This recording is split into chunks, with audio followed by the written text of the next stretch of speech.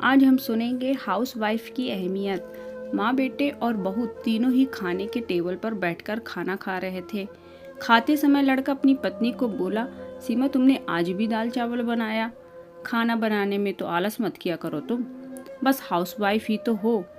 तुम घर पर ही तो रहती हो, तुम्हें रसोई घर में कुछ अलग अलग खाना बनाना अच्छा नहीं लगता है क्या? क्यों रोज ही एक तरह का खाना बनाती हो? सीमा बोली, मैं आज सूजी की खीर बनाने वाली थी, पर रसोई में सूजी खत्म हो गई। मैंने कल ही ऑर्डर किया था, पर अभी तक नहीं आई। मैं कल बनाऊंगी। रसोई घर में कुकर की सीटी बजती है और सीमा रसोई घर में आती है। रसोई घर से वापस आते वक्त डाइनिंग टेबल पर बैठकर सीमा बोली कि मैंने कुकर में आलू डाले हैं, शाम को मैं आलू के बड़े बनाने वाली हूँ। यह सुनकर उसके सास को भी खुशी हुई। गोपाल बोला, अच्छा है, तुम दोनों को तुम्हारी पसंद की चीज बनाने में और खाने में बहुत मजा आता है। ऐसे में दरवाजे की बेल बजी। सीमा वापस खाने के टेबल पर से उठी और दरवाजा खोला। डिलीवरी बॉय सूजी लेकर खड़ा था। पार्सल देखकर सीमा वापस खाने के टेबल पर खाना खाने के लिए बैठी। तभी माँ बेटे से बोली कि तूने अगर दरवाजा खोला होता तो फिर क्या होता? बेचारी ठीक से खाना भी अच्छे से खा नहीं सकती। तो बेटा बोला, सॉरी मैं उठ नहीं सकता, मुझे ऑफिस जाने के लिए देर हो रही है। फिर रूम में चला जाता है। वो सीमा को आवाज़ देता है, मेरी फाइल मिल नहीं रही है, तुम ढूंढ कर दो सीमा। फिर एक बार खाने की टेबल से उठने वाली थी और उसके तरफ जाने वाली थी, तभी सास ने उसे रोका। छोटा बच्चा नहीं है वो, खाओ तुम खाना। थोड़ी देर बाद रूम से गोपाल की आवाज़ आई, फाइल मिल गई।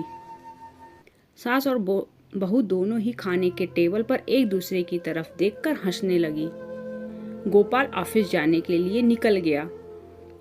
सीमा ने सारा काम खत्म किया। रात को आलू बड़ा और खिचड़ी भी बनाई। खाना देख गोपाल और सास खुश हो जाते हैं। सीमा सब काम निपटा के सो जाती है। दूसरे दिन सुबह गोपाल उसके बेडरूम में फाइल ढूंढ रहा था और वह फाइल ढूंढने की वजह से बेडरूम पूरा अस्त व्यस्त कर दिया। गोपाल अकेले में बड़बड़ा रहा था, इस घर में कभी भी कोई चीज समय पर नहीं मिलती। इन औरतों को कोई काम नहीं होता, इसलिए दिन भर इधर का सामान उधर करती रहती हैं। उसके आवाज से सीमा वापस उसके रूम में आती है और रूम की बुरी हालत देखकर उसे गोपाल पर गुस्सा आता है। वह गोपाल को पूछती है, आप क्या कर रहे हो? तभी गोपाल बोलता है, मेरी फाइल कहाँ पर है? सीमा तुरंत वह फाइल बाहर निकालती है और वह गोपाल को दे देती है। सीमा गोपाल को कहती है, इतना सारा सामान बिखेरने से पहले मुझे एक बार पूछा तो होता। कितना सामान बिखरा पड़ा है, मैं क्या दिन भर यही काम करती रहूं क्या? उल्टा गोपाल सीमा पर चिल्ला देता है और बोलता है कि क्या काम रहता है दिन भर तुम्हें? इतना काम भी नहीं कर सकती क्या? दिन भर सोते ही रहती हो सिर्फ। माँ के कहने पर हाउसवाइफ से शादी करके बहुत बड़ी भूल की मैंने। ऐसा बोलकर गोपाल ऑफिस के लिए निकल गया। पति पत्नी का बोलना माँ के कानों पर पड़ता है, जो गोपाल को पता नहीं था। माँ सीमा के पास जाती है, तभी सीमा रो रही होती है। कोई भी गलती नहीं होते हुए भी गोपाल उस पर चिल्लाया, यह उनको पता था। सीमा से वह बहुत प्यार करता है, सीमा भी उसे बहुत प्यार करती है। सास ने सीमा को शांत किया, फिर दोनों ने गोपाल को अच्छा सबक सिखाने के लिए प्लान बनाया। दूसरे दिन सुबह गोपाल नींद से जागा, तभी वह सीमा को चाय के लिए चिल्ला रहा था। तभी माँ नजदीक के सोफे पर बैठी थी। वह बोलती है, सीमा घर पर नहीं है, वह किसी काम के लिए अपने मायके गई है। गोपाल फोन निकालता है और सीमा को फोन करने लगता है। तभी माँ उसे रोकती है और बोलती है कि फोन मत करो, वह मायके ही तो गई है, 2-3 दिन में आ जाएगी। गोपाल फोन रख देता है और माँ को बोलता है कि माँ चाय। तभी माँ बोलती है, हाँ 2 कप बनाना है, मैं भी पीऊंगी। इच्छा ना होते हुए भी गोपाल चाय बनाने के लिए रसोई घर में जाता है। माँ सोफे में खड़ी होती है, बेटा गोपाल को पुकारती है। वो सोचने लगता है कि माँ उसे रोकेगी और खुद चाय बनाएगी, पर माँ बोलती है, मेरी चाय में शक्कर कम डालना। गोपाल चाय बनाता है, चाय लेकर आता है। माँ और बेटा दोनों ही चाय पीते हैं। फिर माँ बोली, चाय अच्छी बनाई है, पर सीमा जैसे नहीं। वो चाय बनाती है तब तुलसी के पत्ते डालती है। उस चाय की तो बात ही अलग होती है बेटा। कोई बात नहीं, अगली बार तुम चाय बनाओगे तब ध्यान में रखना। गोपाल उसकी माँ को देखते ही रह जाता है। थोड़ी देर बाद गोपाल उसकी माँ को बोलता है, माँ आज मैं मटर पनीर खाना चाहता हूँ। माँ फिर से गोपाल की तरफ देखकर बोली, अरे वाह, आज मेरा बेटा मटर पनीर बनाएगा और मुझे खाने के लिए देगा।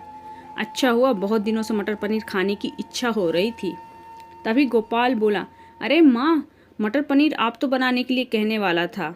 तभी उसे माँ बोली, नहीं बेटा, मेरे घुटने बहुत दुखते हैं, मैं इतनी देर रसोई घर में खड़ी नहीं रह सकती। तभी गोपाल उसका फ़ोन निकालता है और रेस्टोरेंट से ऑर्डर देने लगता है।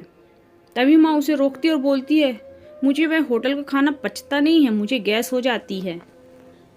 शायद माँ से प्यार नहीं करते हो तुम गोपाल। तभी गोपाल खाना बनाने के लिए रसोई घर में जाता है। 1 घंटे बाद खाना तैयार होता है। 2 थाली में खाना लेकर गोपाल उसकी माँ के पास आता है। गोपाल ने दाल चावल बनाया है, यह माँ देखती है। गोपाल को बोली, अरे बेटा, तुम मटर पनीर बनाने वाला था ना। गोपाल बोला कि माँ यह आसान है बनाने के लिए। तभी माँ बोलती है, सीमा होती तो आज उसने मटर पनीर बनाकर मुझे खिला दिया होता, पर जाने दो, तुम्हारे हाथों का खाना, बना हुआ खाना कहाँ मैं रोज खाती हूँ। ऐसा बोलकर माँ खाना खाने के टेबल पर आकर बैठती है। दोनों साथ में खाना खाते हैं। गोपाल ने पहला निवाला मुंह में डाला ही था, तब माँ उसे बोली, अरे बेटा, दाल में नमक कम है, जा और नमक लेकर आ। वो खाते खाते उठता है और रसोई घर में से नमक लेकर आता है और माँ को देता है। फिर से खाने के लिए बैठता है। तभी बीच में माँ खांसने लगी और गोपाल को बोलती, अरे बेटा, निवाला गले में अटक गया, थोड़ा पानी लाना। गोपाल फिर खाते खाते उठा और पानी लाने गया। फिर वो पानी माँ को दे देता है। इस बार गोपाल के चेहरे पर गुस्सा स्पष्ट रूप से दिख रहा था। गोपाल को अब समझ में आ रहा था कि वह सीमा के साथ जिस प्रकार बर्ताव कर रहा था उसे कितना बुरा लगता होगा। वो यह सब खुशी से करती थी। उसके चेहरे पर कभी भी कोई सिकन नहीं दिखी। वह सोचते सोचते खाना खा रहा था। माँ यहीं पर नहीं मानी। खाना होने के बाद माँ गोपाल को बर्तन धोने के लिए कहती है और माँ उसके रूम में आराम करने चली जाती है। माँ उसे परेशान करने का कोई मौका नहीं छोड़ती। वो गोपाल को बुलाकर चद्दर उड़ाने के लिए कहती है। उसके बाद गोपाल रूम से बाहर जाता है तो उसे माँ रोकती है और एसी का टेम्परेचर कम करने को कहती है। अब इन सभी कामों की वजह से वह चिड़चिड़ करने लगता है, लेकिन कुछ भी नहीं बोल पाता। दूसरे दिन सुबह जल्दी उठ जाता है। उसे ऑफिस जाना होता है, इसलिए वह जल्दी सब्जी काटता है, पर उसका ध्यान सब्जी की तरफ नहीं होता।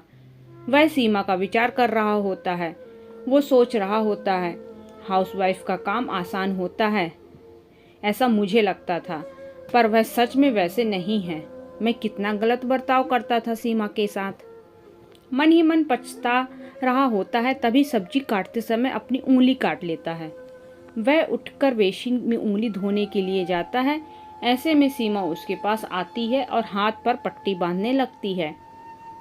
मतलब सीमा अपने मायके गई ही नहीं थी, गोपाल से छुपकर उनके ही घर में थी। यह तो सास और बहू का प्लान का एक हिस्सा था। गोपाल सीमा को देखकर खुश हो जाता है। वह उससे माफ़ी मांगता है।